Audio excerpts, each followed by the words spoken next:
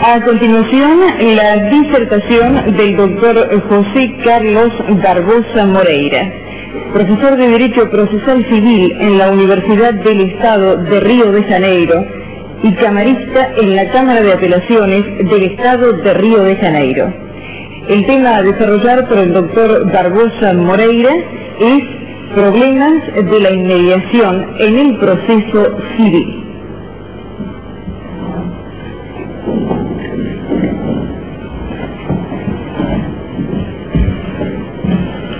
Señor Presidente, queridos colegas, como ha puesto de relieve la mejor doctrina, la oralidad en los actos procesales no es un fin en sí misma, es el medio de proporcionar a las partes y al órgano judicial la posibilidad de una colaboración más sencilla, más segura y por ende más fructuosa en la tarea de clarificar los hechos que han de integrar la motivación de la sentencia. Ahora bien, la importancia de ese medio sobresale en cuanto se trata de recoger de los litigantes mismos o de personas ajenas al litigio informaciones sobre puntos no aclarados por documentos, mientras palidece en lo concerniente a estos puntos y, a fortiori, respecto a las cuestiones de derecho. Hasta se puede tener la conveniencia de la oralidad, y la observación no es nueva, por un corolario de la conveniencia de la inmediación. En rigor se debería invertir la correlación que suele establecerse entre los dos principios. Con buenas razones decía Centineo Lendo, el gran maestro que hemos homenajeado en Buenos Aires el sábado: soy inmediacionista antes o más que oralista. Se prefiere la oralidad ante todo porque cuando dos o más personas se encuentran cara a cara, la forma de comunicación más natural entre ellas no es el cambio de escritos, sino el habla. Desde ese punto de vista, el primer plan hay que reservarlo a la inmediación. El Código brasileño de 1973 ha adoptado en cuanto a la oralidad una posición menos rígida que la anterior. A excepción de procedimientos sumarísimos, la causa es fallada sin celebración de audiencia, siempre que la controversia se refiera solamente a cuestiones de derecho, o las cuestiones de hecho puedan ser resolvidas sin necesidad de prueba pericial ni de deposiciones de partes o de testigos.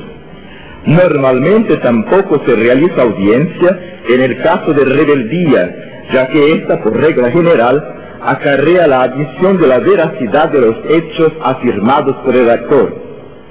Tales innovaciones no importan renuncia a la oralidad, sino limitación de su dominio al ámbito que le es verdaderamente esencial, es decir, al ámbito donde ella se hace imprescindible para asegurar la inmediación.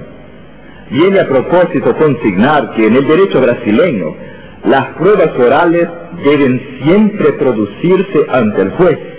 Nadie puede reemplazarlo, ni se le otorga la facultad de delegar su competencia. La exigencia de inmediación excluye esa posibilidad.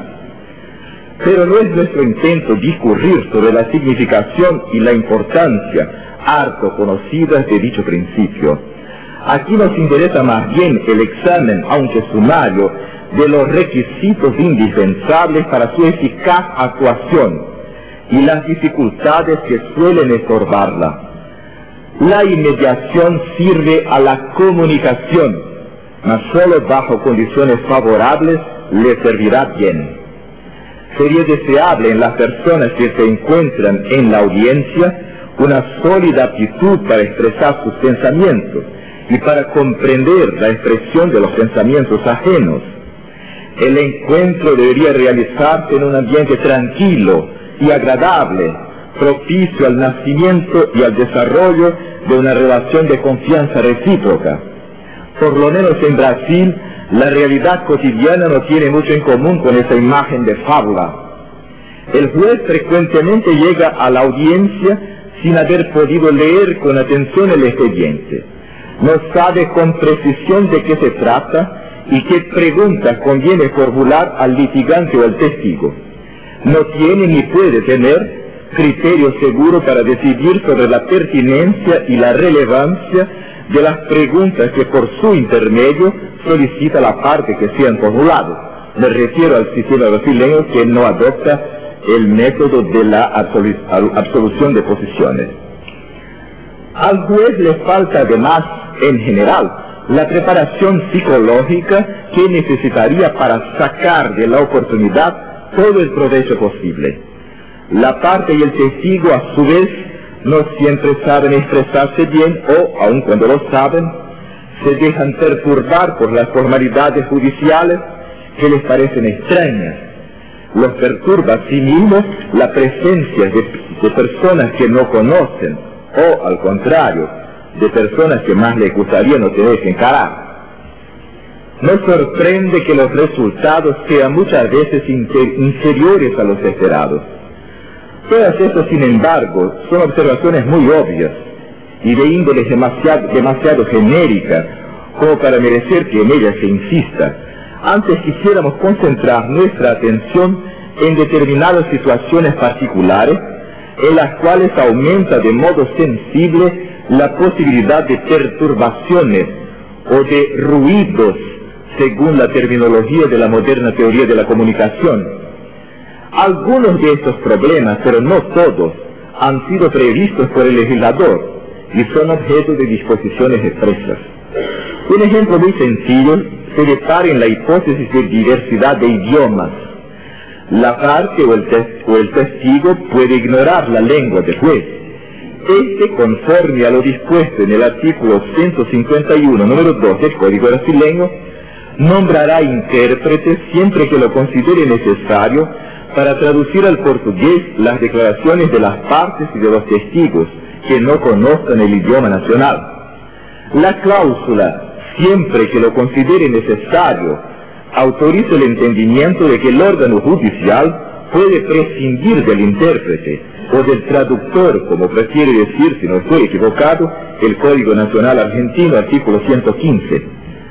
Lógicamente, cuando suponga tener suficiente conocimiento del idioma extranjero usado por la parte o por el testigo, siendo inadmisible que el juez y la persona interrogada se ciñan a dialogar en idioma extranjero, no necesariamente familiar a los otros interesados, e imponiendo el artículo 156 por lo demás, el uso de la lengua portuguesa en todos los actos del proceso, debe concluirse que el juez, si decide no designar intérprete, queda obligado a formular 2 veces cada pregunta, una en el idioma nacional y otra en el extranjero, así como a traducir las respuestas, de manera tal que todos puedan comprenderlas.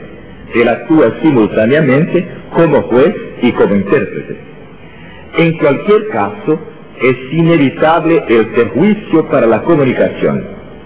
Si se recurre a un intérprete, la inmediación estará por definición sacrificada, y aún la más fiel de todas las traducciones no logrará suministrar al juez la percepción clara del tono, del acento, de las inflexiones, de los innumerables matices que es preciso tener en cuenta para valorar bien una deposición. Por otra parte, será grande el riesgo de equivocaciones si el juez se aventura al diálogo en un idioma extranjero del cual no tenga perfecto conocimiento. Consideraciones hasta cierto punto análogas pueden hacerse tocante a la deposición de un sordomudo que se expresa en lenguaje mímico, supuesto en que el artículo 151, número 3 del Código Brasileño igualmente ordena el nombramiento de un intérprete. Una alternativa practicable, si la parte o el testigo sabe leer y escribir, consistiría en la formulación por escrito de las preguntas y respuestas.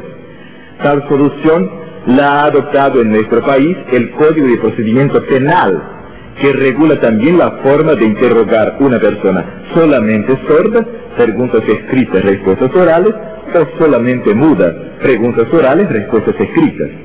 Estas disposiciones, claro está, son aplicables por analogía al proceso civil. No obstante, aquí también es superfluo subrayar el daño a la espontaneidad y por consiguiente al valor de la deposición sobre todo en el caso de respuestas escritas. Otra circunstancia imaginable es la enfermedad del que debe prestar declaraciones. De ser imposible la deposición, solitus quaestio. En caso contrario, si la parte del testigo no puede comparecer al juzgado, el juez designa día, hora y local para la deposición. Lo mismo ocurre en otros casos de imposibilidad de locomoción, por ejemplo, en razón de edad avanzada o deficiencia física. También se oyen en su residencia o lugar de trabajo algunas personas que ejercen funciones públicas de gran relieve, como el presidente y el vicepresidente de la República, los senadores y diputados, los miembros de los tribunales superiores, etc. A tales autoridades compete la fijación de día, hora y local para que el juez las interrogue. Fácilmente se conciben en todas esas hipótesis las variadísimas desventajas que amenazan la comunicación. Pero es interesante notar que el Código brasileño, a pesar de todo, y a diferencia, si no estoy equivocado, de lo que dispone el argentino, artículo 455, y en Brasil disponían leyes antiguas respecto a ciertas autoridades, en ningún caso permite que la deposición oral sea sustituida por una declaración escrita. Es decir, no renuncia aquí a la oralidad. Hemos mencionado anteriormente la presencia de otras personas como factor susceptible de ejercer influencia nociva a la espontaneidad de la deposición. Este problema reviste algunas veces excepcional gravedad, sobre todo cuando se trata de litigios de familia. Si por ejemplo se interroga a un menor bajo la mirada paterna o materna, normalmente no hay mucha esperanza de que él se disponga con gran facilidad a prestar declaraciones sinceras y exactas sobre hechos desagradables relacionados con el padre o la madre. Aquí, en rigor, la inmediación ya no existe sino en apariencia. La verdad es que entre el juez y el menor se interpone un velo sutil pero casi impermeable. ¿Puede el órgano judicial, en tales o análogas circunstancias, examinar a solas la parte o el testigo para asegurar la eficiencia de la comunicación? La cuestión es delicada. Dicha posibilidad no la excluye, por lo común, la regla de la publicidad de los actos procesales, que admite excepciones. Más seria es la duda que cabe suscitar acerca de la compatibilidad entre la deposición sigilosa y la garantía de la contradicción. Una cosa, en efecto, es resguardar la diligencia de la curiosidad del público en general. Otra es excluir la participación de los interesados directos. Los jueces brasileños no siempre se dejan intimidar por tal consideración. Viene a propósito recordar que los principios informativos del proceso no son absolutos, salvo en cuanto al núcleo categóricamente protegido por norma constitucional o legal.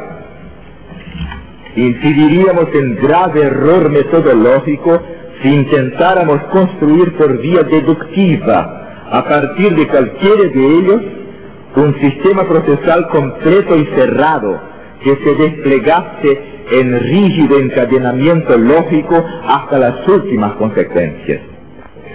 Debemos volver la mirada hacia un futuro en que el juez podrá interrogar personalmente, con el auxilio de la televisión, la parte del testigo que esté fuera del lugar del juicio, sin necesidad de oficio o exhorto. Y el Tribunal Superior tendrá a su disposición el registro en videocassette de las deposiciones recibidas por el inferior. Bajo las condiciones actuales y teniendo en cuenta el bulto de los costos, todo esto puede parecer un sueño, Pero quienes nos interesamos por el perfeccionamiento de los mecanismos de la justicia, necesitamos soñar de vez en cuando. Y en determinadas situaciones es lo único que podemos hacer. Soñar y esperar que en días menos sombríos los sueños se conviertan en realidad. Muchas gracias por todo.